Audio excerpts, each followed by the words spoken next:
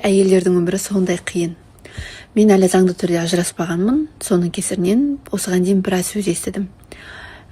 Шетелге басқа жігітпен барып келді деді, жарайды, оның барлығына көндік. Бірақ қайда жүрмін, не істеп жүрмін, барлығын инстаграмға салып отырдым, чтобы адамдар жаман ойлап қалмас үшін. Енді қазір заявка беріп қойғаныма 1 айдай болып қалды ажырасуға. Бірақ біз апрельдің нешесі? 15-і екі жаққа кетіп қалғанбыз. Екі үйде тұрамыз, 15-нен бастап. Одан бері только заңды түрде ғана ажыраспадық қой біз. Мен заявка беріп қойдым, бірақ маған сот әлі хабарласқан жоқ. Хабарласқан күннің өзінде де Хуршет маған айтты, мен ажырасуға қарсымын деді. Қазір бірінші сотта Хуршет, мен ажырасам десем, Хуршет жоқ десе, ол заң қайтадан бізге уақыт береді екен 1 айдай. Получается, мен заңды түрде ажырасу үшін әлі 1-2 ай уақыт керек. Нечестно, апрельдің 15-нен бастап біз бөлек тұрамыз. Мен жеке өмірімді сүретін болсам, маған ол нәрсе ұят. Мен жігітпен видео түсірсем, ол нәрсе ұят. Мен жігітпен кафеде отырсам, ол нәрсе ұят. Мен жігітпен дос болатын болсам, ол ұят. Еркектерге бәрібір. Біздің қоғамда солай санайды ғой енді. Тіпті Хуршеттің өзі қазір артынан қалмайды. Мен оны жасырмаймын. Инстаграмға біраз нәрсені айтып уже үйреніп қалдық қой. Сен әлі заңды түрде менің әйелімсің дейді, бірақ ол мына жақта білгенін істейді да, мен бүйтіп шақ жасап қалсам, маған кедергі болады, маған манипуляция жасайды. Мен осындай өмірден шаршап кеттім. Мен нақты шешім қабылдағаннан кейін ол нәрсені қабылдау керек та, ол қабылдай алмай жатыр. Сонда саған заңды түрде ажырасып білгеніңді істеу керек болып тұрма деп ойлап қалмаңыздар. Мен просто ұят деген нәрседен шаршап кеттім. Ұят деген сөз негізі орында қолданылу керек деп ойлаймын.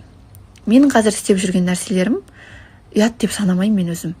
Мен видео түсірсем не болыпты? Мен видео түсірсем, мен Инстаграм, ТикТок жүргізетін адаммын. Мен балаларымды солай асырап отырған адаммын да. Хуршеттің өзі бетіме басады ғой, сен Турцияға барып келдің ғой, ұялмайсың ба, заңды түрде әлі күйеуің бар ғой, деген сияқты тиісіп сөйлеп қалады. Хотя біз апрельдің айттым, 15-нен бастап бөлек кетіп қалған адамдармыз, не үшін маған әлі де араласады менің өміріме. Әлі де қосылғысы келеді. Мен басында жоқ дедім, болды. Мен бір бұрылсам, қайтып артыма бұрылмайтын адаммын да. Кезінде болған шығар, талай ұрысып, ажырасып қайтадан қосылған кезіміз. Бірақ осы жолы мен айттым ғой, қайтпаймын мен осы жолы айтқаннан. Бұның барлығын бізге не үшін айтып отыр демеңіздер, өйткені көп комментарийда байқап қалам мен, бұл құтырған қатын, бұл еркіндікті қалайтын қатын деген сияқты. Мен тұрмыста да еркін жүрдім, бірақ мен қазір сіздерге былай айтайыншы, отбасын бірінші орынға қоймаған еркекпен мен бірге бола алмаймын.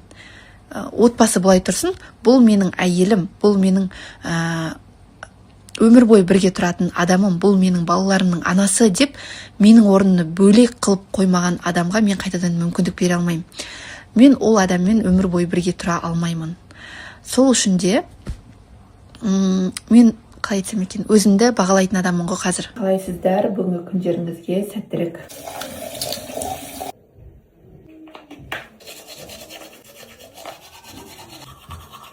Осы тушь слишком водостойкий ше.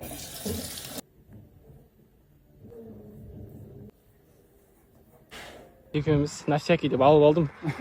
Кіммен десеңіздер, туған ағамен разборка, қазір үйге баратым, шақырып алды. Бір проблема болып қалды, достар. Ағама бұрын соңды қарсы шықпайтын едім. Бұл жолы шығам. Қорқпаймын ағамнан. Мен правпын, потому что в чем сила, брат, дейді. Сила в правде, брат, дейді да. Шықсай. Әу.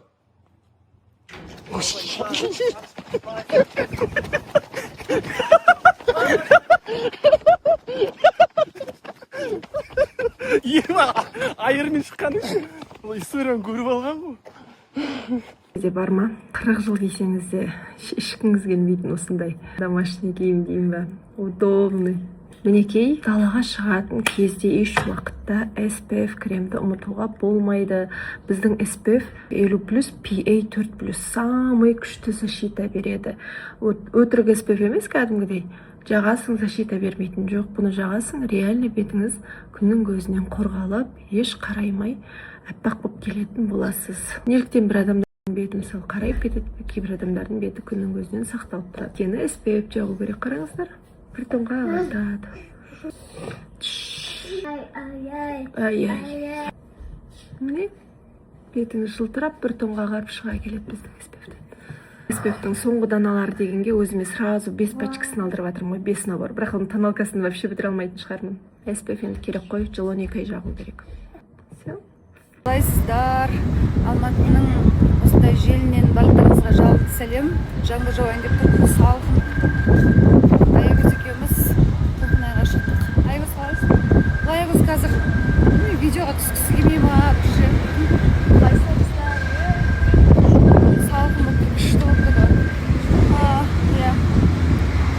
Шай ішуге кетіп бара жатыр. Үйде де шай бар негізі. Мына Толқынайдың несін жеп қайтайықшы, осы жаққа келіп деп Аягөз. Шайымыз, тамағымызды ішіп алғанбыз азында. Қазір енді полдник шектеп жатырмыз.